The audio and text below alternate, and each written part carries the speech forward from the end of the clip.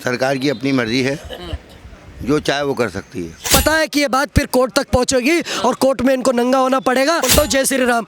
यहाँ कहाँ पत्थर इकट्ठा हो गए 10 टन। संभल में जो हिंसा हुआ उस पर क्या कहना चाहेंगे?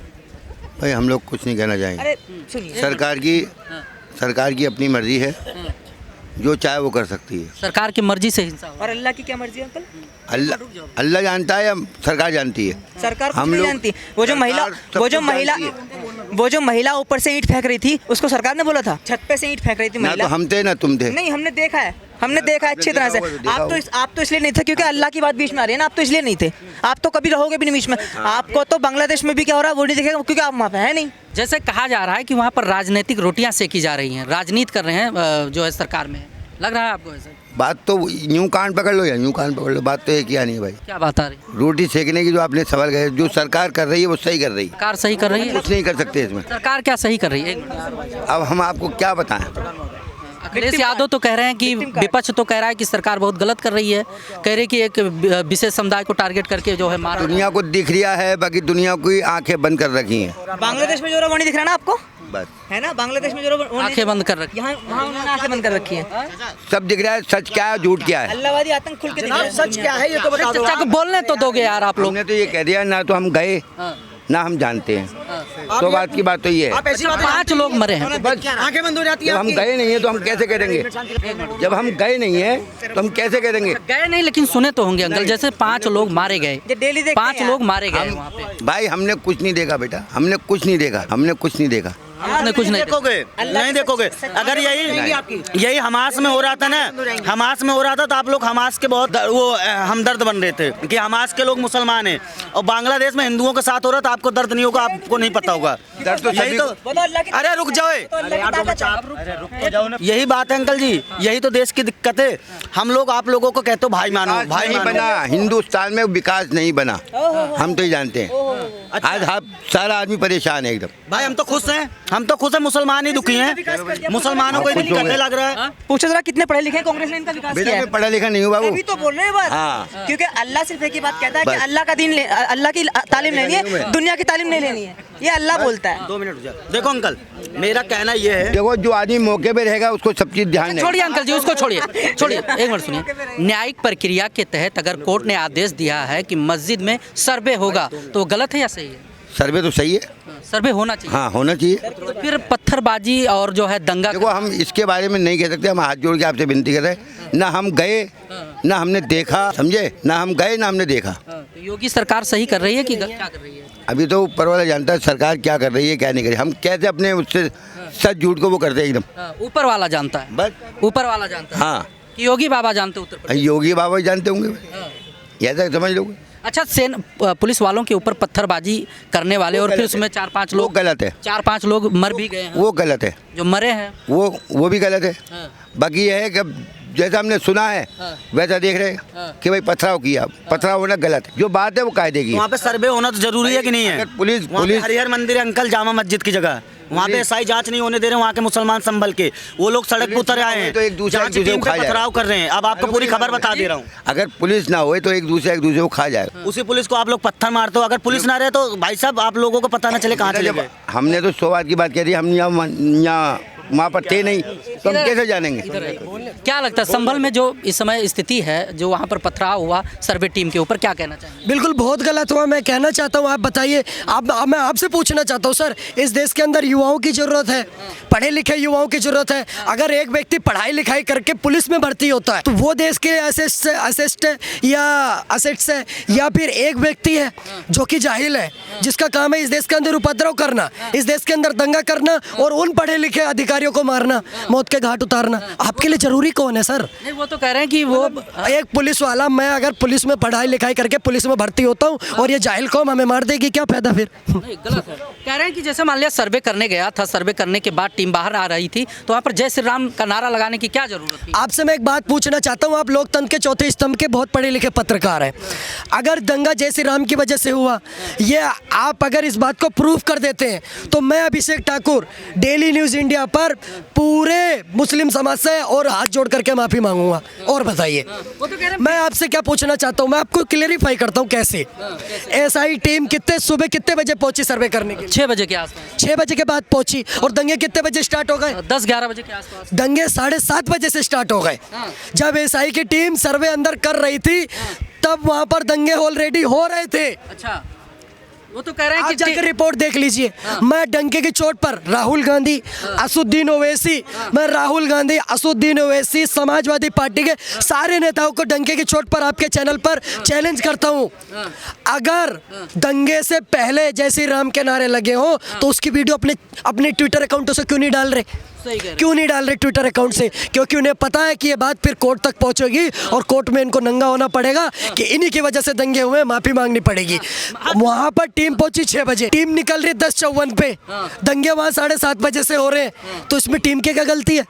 टीम की गलती नहीं है, लेकिन लॉ एंड ऑर्डर मैं कहता हूँ चलो जय श्री राम के नारे भी लगा दिए, जय श्री राम के नारे लगाने से दंगा होगा? जय श्री राम के नारे लगा दिए तो जय श्री राम के नारे से तो पत्थर तैरने लग जाते पानी में, लेकिन मैंने तो ये नहीं सुना कि टन टन पत्थर, टन भर पत्थर, बोरियां भर भर के पत्थर इकट्ठा हो जाते हैं। जय श्री राम के नारे लगाने से मैं बोलता हूँ जय श्री राम, यहाँ कहाँ पत्थर इकट्ठा हो गए? 10 टन सही कह रहे हैं। इकट्ठा हो गए। मैं दूसरी चीज पूछ रहा हूँ, मैंने बोला जय श्री राम, ये धारदार चाकू जो पुलिस ने दिखाए मेरे पास तो नहीं निकला, आपके पास निकला क्या? जय श्री राम के नारे से धारदार चाकू निकल जाते, जय श्री राम के नारे से पिस्टल तमंचे निकल जाते, जय श्री राम के नारे से गोली अपने आप चलने लग जाती है। अरे राम गोपाल यादव कह रहे हैं कि पिस्टे और तमंचे मैं ये पूछना चाहता हूँ, तो मैं राम गोपाल यादव से पूछना चाहता हूँ, जो वहाँ पर पुलिस ने जिनकी फोटो जारी करी है, आज उत्तर प्रदेश में जिनके पोस्टर लग रहे हैं तमंचा लेकर के, और जिन 67 लोगों को पुलिस ने अरेस्ट करा है, तमंचे के साथ 3 लोगों को गिरफ्तार करा है, उसमें से एक का नाम कासिम है।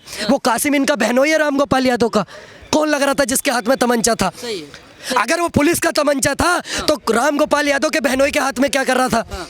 राम यादव का बुआ का लड़का था वो कासिम खान, जो तमंचा चला रहा था। मतलब पुलिस इस जाहिल कौम की डंडों से, लाठियों से, पत्थरों से, चाकुओं से और गोलियों से मरने के लिए पुलिस में भर्ती हुए। 37 पुलिस वाले घायल हो गए। आपने एक सवाल नहीं पूछा उसके ऊपर कि वो 37 पुलिस वाले भी तो किसी के माँ के लाल होंगे। 2 कांस्टेबल वेंटिलेटर पर है, जिंदगी और मौत की लड़ाई लड़ रहे हैं, अपने आप फोड़ फाड़ के वेंटिलेटर पे पहुंच गए होंगे। संभल के एसपी के पैर में गोली लगी है, अपने आप मार ली होगी। संभल के एसपी ने अपने आप गोली मार ली होगी, और जो वहाँ पर पत्थरबाजी हो रही होगी वो भी पुलिस कर रही थी। जो वीडियो आ रहा है कि वो लोग कर रहे थे। ये 15-15 सेकंड की क्लिपें काट के मत दिखाओ, लास्ट की पूरा फैक्ट दो, पूरा सच दो। लास्ट में पुलिस एक्शन ले रही है वो दिखा रहे हैं, पर उससे पहले ये जाहिल कौम ने क्या करा वो नहीं दिखा रही। मतलब ये जाहिलों के हाथ मरने के लिए हम पैदा हुए। पुलिस में भर्ती, अगर आपका कोई भाई पुलिस में भर्ती हुआ है और उसकी संभल में ड्यूटी लगी हुई है, सेल्फ डिफेंस होता कि नहीं होता? नहीं, पुलिस पे गोली चलाओ, पुलिस खाने के लिए पैदा हुई है। आपके अगर ऊपर गोली चलेगी तो मौलिक अधिकार है ना आपका सेल्फ डिफेंस, पुलिस नहीं करेगी, मर जाएगी जाहिल कौम की गोली से। कह रहे हैं कि जैसे मान लिया एक दिन आप सर्वे करके चले गए थे, सर्वे आपने कर लिया था, कह रहे तो दूसरे दिन जुमे के दिन सर्वे करने की क्या जरूरत थी? मैं आपसे एक बात पूछना चाहता हूँ, सुप्रीम कोर्ट में या किसी भी कोर्ट में जब मैटर विचाराधीन होता है तो एक ही पेशी में सारा मैटर खत्म हो जाता है? नहीं, एक में नहीं। कितनी तारीखें लगती हैं? वो तो जब तक साक्ष्य नहीं क्लियर होगा तो फिर सर्वे योगी जी ने करवाया था, सर्वे किसने करवाया? कोर्ट ने करवाया। मोदी जी ने करवाया? नहीं, कोर्ट ने करवाया। कोर्ट ने करवाया। तो मतलब कोर्ट से बढ़कर हो गया इनके लिए सब कुछ। ये लोग क्या कहते हैं, हम संविधान को मानते। संविधान कहाँ से आया? संविधान कानून कहाँ से आया? संविधान से। लॉ एंड ऑर्डर कहाँ से बना? संविधान से ही बना। मतलब संविधान को मानते हैं जी, अपन संविधान का पालन करेंगे, बाबा साहब को अपन मानते हैं, अपन जय भीम बोलेंगे, लेकिन जो संविधान में लिखा हुआ उसको नहीं मानेंगे, पत्थर चलाएंगे। मतलब आप कोर्ट को नहीं मान रहे। वही तो जो है वर्शिप एक्ट का जो है वो देते हैं भाई, संज्ञा देते हैं कि वर्शिप एक्ट के तहत जो जहाँ है वो वैसा ही रहेगा। फिर भी जो है कह रहे हैं तुरंत याचिका दायर करते हैं, तुरंत आदेश मिल जाता है। मैं आपसे एक बात पूछना चाहता हूँ, वर्शिप एक्ट क्या संविधान है? कानून तो है। मैं कह रहा हूँ वर्शिप एक्ट क्या संविधान है कि नहीं है? संविधान नहीं है ना वर्शिप एक्ट। सांसदों ने कानून पारित करवाया तो है भाई, कानून है ना। कानून तो सीए भी था, क्यों नहीं माने? क्यों बैठ के जाकर के यहाँ पर धरना देने के लिए? सीए कानून नहीं था, वो कहीं और से पास हुआ था। सीए कहाँ से पास हुआ था पत्रकार महोदय? वो भी सांसदों पार्लियामेंट से। उसको नहीं मानेंगे, सीए नहीं मानेंगे। अभी जो कानून वक्फ बोर्ड का पास हो रहा है वो कहाँ से पास हो रहा है? हाँ, सांसद से ही जाएंगे, संसद से पास हो रहा है, उसको नहीं मानेंगे अपन। क्यों? क्योंकि हमारे फेवर में नहीं है। पर जो हमारे फेवर में उसको मानेंगे। मीठा मीठा गप गप, कड़वा कड़वा थू थू। भाई साहब, फर्जी एक्ट संविधान नहीं है, आपको इस बात को मानना पड़ेगा। हाँ, लेकिन यहाँ पर एक सवाल ये होता है कि उत्तर प्रदेश में 9 सीटों पर उपचुनाव था, चुनाव के रिजल्ट आए और अखिलेश यादव ने कहा कि चुनाव के टाइम पे योगी सरकार ने धांधली करवाई है उसमें, और उस धांधली को छिपाने के लिए संभल को जला दिया, संभल में दंगे करा। मैं कहता हूँ इलेक्शन कमीशन के पास क्यों नहीं जाते? धांधली हुई तो केवल माइक पर और ट्विटर खेलने से आपको पता चल जाएगा। जाइए ना इलेक्शन कमीशन के, उसमें आपको पता चलेगा धांधली हुई कि नहीं हुई। और जब इतनी धांधली हो रही है, ईवीएम खराब है, बेड़ा गर्क हो गया। झारखंड में सरकार बनी है विपक्ष की, इस्तीफा दे दो। हिमाचल में विपक्ष की सरकार, इस्तीफा दे दो। वहां भी तो ईवीएम से चुनाव हुआ है, बैलेट पेपर से चुनाव हुआ था। जम्मू कश्मीर में आपकी सरकार बनी है, इस्तीफा दे दो वहां से। वहां भी तो बैलेट पेपर से चुनाव हुआ है क्या? ईवीएम से चुनाव हुआ है। कर्नाटक में किस चीज से चुनाव हुआ था? ईवीएम से हुआ था। आप जीत गए तो कोई दिक्कत नहीं, अपन जहां जीत गए वहां ईवीएम सही है, खराब है, सही है, और जहां हार गए वहां ईवीएम खराब है। ये क्यों नहीं कहते कि देश की जनता हमें नहीं एक्सेप्ट कर रही? उत्तर प्रदेश की जनता ने 2 सीट पर ये भी तो जीते, इस्तीफा क्यों नहीं दे देते इनके विधायक जो 2 सीट पर जीते हुए? जब supreme court of India challenge करता है, supreme court of India challenge करता है कि अगर किसी को ईवीएम में कोई दिक्कत है, इस बात की कोई पुष्टि कर सकता है, तो आकर के सुप्रीम कोर्ट ऑफ इंडिया में करे, दिखाए कि ईवीएम कैसे हैक हो सकता है, ईवीएम कैसे खराब हो सकता है, या ईवीएम को कैसे हैक किया जा सकता है। तो एक भी पार्टियां क्यों नहीं पहुंचती? केजरीवाल जी क्यों नहीं पहुंचते? कांग्रेस पार्टी क्यों नहीं पहुंचती? समाजवादी नवाजवादी पार्टी क्यों नहीं पहुंचती? क्योंकि आपको पता है कि देश की जनता आपको नहीं चुन रही। आपके उत्तर प्रदेश के अंदर 37 सांसद आ जाते हैं, वहाँ किस चीज से चुनाव हुआ था? वहाँ भी ईवीएम। मतलब जब उत्तर प्रदेश में बीजेपी से ज्यादा लोकसभा में सीटें आई, तब ईवीएम बहुत बढ़िया काम करी मशीन है। लेकिन विधानसभा में हार गए उपचुनाव में, ईवीएम की गलती है। चलिए, वो हार जीत तो लगा रहेगा, लेकिन कहते हैं कि जब से 2014 के बाद से, जब से बीजेपी आई है, तब से हिंदू मुसलमान ज्यादा होने लगा है। कह रहे हैं तब से हर मस्जिद में मंदिर खोजा जा रहा है। कहाँ तक? आप मुझे एक बात बताइए पत्रकार महोदय, मैं आपसे एक एग्जांपल के तहत पूछना चाहता हूँ। आपका बच्चा आया, मेरे घर से फोन चुरा के ले गया, मैं आपके पास पहुँचता हूँ, मैं कहता हूँ भाई साहब आपका बच्चा आया, मेरे घर से फोन चुरा के ले गया, आप मेरा फोन वापस दे दो। तो आप बोलते हैं जी हाँ बिल्कुल सही कह रहे हो आप, मेरा बेटा आपके घर गया था, फोन चुरा के लाया, लेकिन मैं वापस नहीं दूंगा। सेम यही इनके साथ है। हम कहते बाबर आया, कहते हाँ आया। औरंगजेब आया, कहते हाँ आया। हम कहते हमारे मंदिर तोड़े, कहते हैं बिल्कुल तोड़े। हम कहते उसमें मस्जिदें बनाई, कहते हैं बिल्कुल बनाई। हम कहते हैं हमारे मंदिर वापस दे दो, कहते नहीं देंगे। तो क्या रास्ता रहेगा आपके पास? कोर्ट, कानून। हम कानून के रास्ते जा रहे हैं तो कहते हैं हर मंदिर में मस्जिद ढूंढ रहे हो। भैया हमने तो 3 मांगी थी आपसे, सिर्फ और सिर्फ इस देश के साधु संतों ने सिर्फ 3 मांगी थी, काशी, मथुरा, अयोध्या। आप वो 3 नहीं दे पाए। आपने हमारे कितने 30,000 से ज्यादा मंदिर तोड़ रखे, हम उनको ले रहे हैं अगर कानून के रास्ते, तो आपको क्या मिर्ची लग रही है? और ये बात तो उसी दिन साबित हो गई थी कि वहाँ पर हरिहर मंदिर है, जब इन्होंने संभल के अंदर एसआई सर्वे के दौरान दंगा कर दिया। अगर वहाँ पर मंदिर नहीं होता तो ये दंगा क्यों करते? फिर उसी बात को तो लेकर वही चीज तो पूछना चाहता हूँ। अगर आपने चोरी करी है तभी तो आप डरेंगे, तभी तो पुलिस को जांच नहीं करने देंगे। अगर आपने अपने घर में बम छुपा रखा है तभी तो पुलिस को नहीं जाने देंगे, क्योंकि आप चेकिंग में पकड़े जाएंगे। इसी बात को अगर आपने नहीं छुपा रखा तो कहेंगे आओ चेक कर लो मेरा घर। वहाँ पर हरिहर मंदिर है। इसी बात से पुष्टि हो जाती है कि जब हरिहर मंदिर की जांच करने आर्कोलॉजिकल सर्वे ऑफ इंडिया की टीम पहुंचती है, ये लोग उसके ऊपर हिंसा शुरू कर देते हैं ताकि सर्वे रुक जाए, ताकि सच्चाई आने से रुक जाए, सच्चाई को दबा लिया जाए। इस बात से मैं कहता हूँ वहाँ पर नारायण का ही मंदिर है। अच्छा, विपक्ष कह रहा है कि जब से योगी जी आए हैं तब से ना तो मुल्ला सुरक्षित है और ना ही मस्जिद सुरक्षित है। कह रहे हैं देश को और प्रदेश को सिविल वार की तरफ ही ढकेल रहे हैं। कह रहे हैं जब ऐसा किया जाएगा तो जगह जगह दंगे होने शुरू हो जाएंगे। अब मेरे को एक बात बताइए पत्रकार महोदय, कि मतलब कि वो कत्ल कर दें तो चर्चा नहीं होती, हम आ भर दिया तो बदनाम हो गए। आप एक बात बताइए कि कोई आकर के आपके घर पर कब्जा कर ले, आपने इस देश के अंदर वक्फ जैसा कानून लेकर के आए जिसको इतनी अथॉरिटी दे दी आपने कि आज वक्फ बोर्ड संसद भवन की जमीन को कहता हमारी जमीन है, अंबानी जी के घर को कहता हमारी जमीन है, एयरपोर्ट को कहता हमारी जमीन पे बना है, आज उदयपुर के अंदर कॉलेज को बोल दे कि हमारी जमीन है। आप समझ रहे हो सर? और अगर उसका विरोध हो रहा है देश के अंदर तो फिर आप लोग ये कहते हैं कि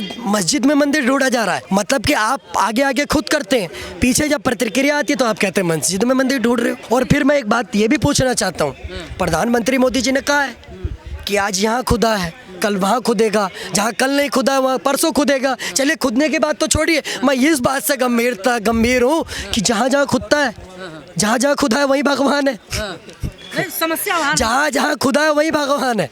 आप बताइए अयोध्या में क्या निकला, बताइए काशी में क्या निकला, फिर जहाँ खुद रहा है वही भगवान निकल रहा है, तो इसमें गलती क्या है? नहीं, समस्या यहाँ से होती है कि एक प्रदेश के मुख्यमंत्री संवैधानिक पद पे हैं हमारे योगी जी, कहते हैं बटोगे तो कटोगे। अब जब ऐसे नारों का जो है उपयोग किया जाता है तो विपक्ष को भाई मौका मिलेगा ही कि सांप्रदायिक दंगे भड़काने का प्रयास किया जा रहा है। बटोगे तो कटोगे, एक रहोगे नेक रहोगे, इसमें कहाँ से सांप्रदायिक भावनाएं ठेस हो रही है? कह रहे हैं 20% को टारगेट किया जा रहा है। कहाँ पर इसमें मुसलमान का नाम कहाँ लिया गया, कहाँ बोला गया कि मुसलमान शब्द कहाँ ऐड हुआ इसमें? बटोगे तो कटोगे, एक रहोगे नेक रहोगे, ये उनके लिए भी तो है, मत बटो मत कटो, एक रहो नेक रहो। हिंदुओं के लिए भी मैसेज है, पूरे जैनों के लिए भी मैसेज है, अखिलेश यादव सिखों के लिए भी मैसेज है, पर और किसी को मिर्ची नहीं लगी, सिर्फ और सिर्फ मुसलमानों को मिर्ची क्यों लग जाती है? क्योंकि आपके दिमाग में गंदगी है। बटोगे कटोगे में कहीं भी मुसलमान शब्द ऐड नहीं है, ये आपके दिमाग की उपज है। दिल्ली का रास्ता खोज रहे हैं योगी बाबा, जैसे मोदी जी गोधरा कराकर दिल्ली पहुंच गए, वैसे उत्तर प्रदेश में संभल करा के और भी जगहों पे करा के दिल्ली का रास्ता बना रहे हैं। आप मेरी बात सुनिए, गोधरा में जो हुआ वो न्यायालय ने फैसला दिया, उसके अंदर उसी समुदाय के लोग पाए गए जिस समुदाय के लोग यहाँ संभल के अंदर पत्थरबाजी कर रहे थे। तो इस बात की तो आप पुष्टि मत करिए। और ये लोग तो अभी इनके ऊपर जांच बैठती रोने लग जाते हैं। मोदी जी के ऊपर तो 20 साल तक ट्रायल चला गोधरा का, वो तो नहीं रोए कि डेली में मेरे ऊपर ट्रायल चलता है, CBI NIA बैठा के 4-4 घंटे पूछताछ करती है। वो तो मुख्यमंत्री थे, इनके तो सांसदों के पास नोटिस पहुंच जाता तो कहते सरकार और लोकतंत्र खत्म हो रहा है देश के अंदर। अमित शाह जी को क्या कहा गया था? तड़ी पार, झूठी धाराएं लगा दी गई थी। वो तो नहीं रो रहे थे कि मेरे ऊपर झूठी धाराएं लगा दी। अमित शाह को जमानत किसने दी? सुप्रीम कोर्ट ने दी।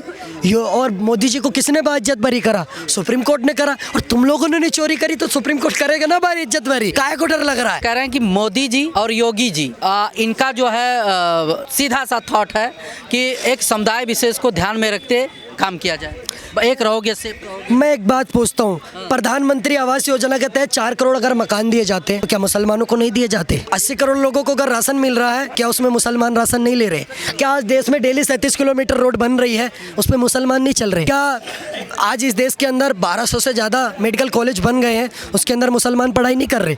क्या आज 21 से ज़्यादा एम्स बन चुके हैं, उसके अंदर मुसलमान इलाज नहीं करा रहे? क्या आज 13 करोड़ लोगों को नल जल के तहत अगर जल पहुँच रहा है तो उसमें मुसलमान लोग शामिल नहीं है? तो इसी समस्या को तो लेकर कह रहे हैं कि जब 10 साल से बीजेपी है तो हिंदू खतरे में कैसे हो गया भाई? कहाँ से हिंदू खतरे में? आप मेरी बात समझिए पत्रकार महोदय, हिंदू खतरे में, हिंदू आप समझिए कैसे, मैं आपको बता रहा हूँ। जो एक इनकी विचारधारा है, जो एक इनकी किताब में है कि ये काफिर है, ये वो है, ये फलाना है, ये ढिमकाना है, हिंदू खतरे में नहीं है। पर जिस प्रकार से ये मदनी ऐसे जो कीटनाशक कैंसर जैसी महामारियां इस देश के अंदर है, ये तुष्टिकरण करने का काम करते हैं, ये दंगों को बीज बोने का काम करते हैं।